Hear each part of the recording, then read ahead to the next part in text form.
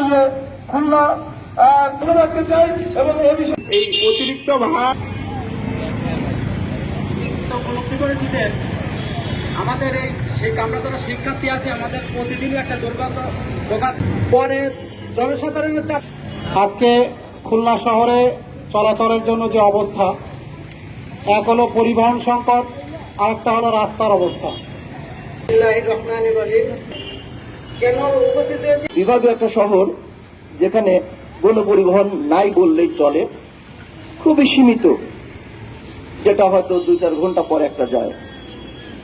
নতুন রাস্তা থেকে আমাদের দাবি অনতি বিলম্বে মনে করি যে একটা মানুষের বেঁচে থাকার জন্য, জীবন জীবিকার জন্য যা কিছু প্রয়োজন প্রতিটা ক্ষেত্রে যেন সে সেই সুবিধা থেকে বঞ্চিত না হয়। মাননীয় সিটি কর্পোরেশনের মেয়র জনাব তালুকদার আব্দুল খালেক এই বিষয়টি তার নির্বাচনী যে ইশতেহার ছিল সেই ইশতেহারে আপনারা লক্ষ্য করলে দেখবেন যে দৌলতপুর নতুন রাস্তার থেকে ফুলবাড়ি গেট পর্যন্ত জনচলাচলের জন্য ফুটপাথ নির্মাণ এবং 2টি ফুটওভার ব্রিজ নির্মাণ জরুরি ভিত্তিতে তৈরি করা হবে। আজকে দুর্ভাগ্য খুলনা বিভাগীয় সিটি, এখানে কোন পরিবহনের ব্যবস্থা নয়। এই শিক্ষার্থীদের যে ভুল দাবি গণপরিবহন এখানে ঘোষণা করেছে আগামী 1 মাসের মধ্যে এই গণপরিবহনের ব্যবস্থা না করলে তাহলে আগামী 1 মাস পরে যে কর্মসূচি ঘোষণা করবে বাংলাদেশের ওয়ার্কার্স পার্টি, সেই কর্মসূচি বাস্তবায়নের জন্য আমরা একাত্মতা ঘোষণা করছি। একই সাথে কেডিএ অধর্ম কর্মকর্তারা তাদের দায়িত্ব পালন করছে না।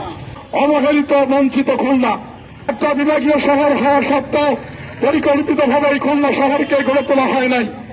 যাচ্ছে আজকে আমরা সুবর্ণ জয়ন্তী পালন করব, কিন্তু খুলনার সেই কাঙ্ক্ষিত আজকে পরিবর্তন বা কাঙ্ক্ষিত সেই শহর আমরা পাই নাই।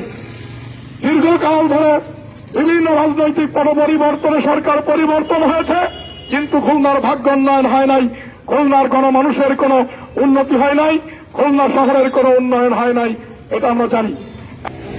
আপনারা জানেন কিছুদিন আগে ইজিবাইকে অযৌক্তিক যে ভাড়া ব্যাপারে দৃষ্টি আকর্ষণ করে একটি বিবৃতি প্রদান করেছিলেন। মাননীয় মেয়র মহোদয় আব্দুল খালেক সেটা দেখে তারপরের দিনই পূর্বাঞ্চলের ব্যাক পেজে বিজ্ঞপ্তি প্রদান করেছিলেন, বলেছিলেন ইজিবাইকের ভাড়া বাড়বে না, কেউ যদি অবৈধভাবে ভাড়া দেয় কোন সংগঠনের নাম করে তার লাইসেন্স বাতিল করে দেওয়া হবে। আমরা আমাদের অধিকারের কথা বলতে এসেছি, আমরা আমাদের অধিকারের কথা বলবো। সিটি কর্পোরেশন কর্তৃক যে নির্ধারিত ভাড়া আছে এর উপরে কোনো ভাড়া বৃদ্ধি করা যাবে না। আর যেই ভাড়া নির্ধারিত করা আছে প্রত্যেকটি ভাড়া প্রত্যেকটি গাড়ির সাথে যুক্ত থাকতে হবে। আপনারা জানেন যে 2020 সালে শপথ নেওয়া হয়েছিল, মুজিব বর্ষের নামে শপথ নেওয়া হয়েছিল। মুজিব বর্ষের শপথ সড়ক করব নিরাপদ। খুলনা শহরে কোন মানুষের দাবি, এটি কোন আমাদের কোন ব্যক্তিগত দাবি নয়, আগ্রহ 71 দাবি নয়, গণমানুষের দাবি। অবহেলা, তাদের যে দীর্ঘসূত্রিতা, তাদের যে অনৈতিকতা, সেটি খুলনা নগরবাসী ভোগান্তির কারণ হয়ে দাঁড়িয়েছে।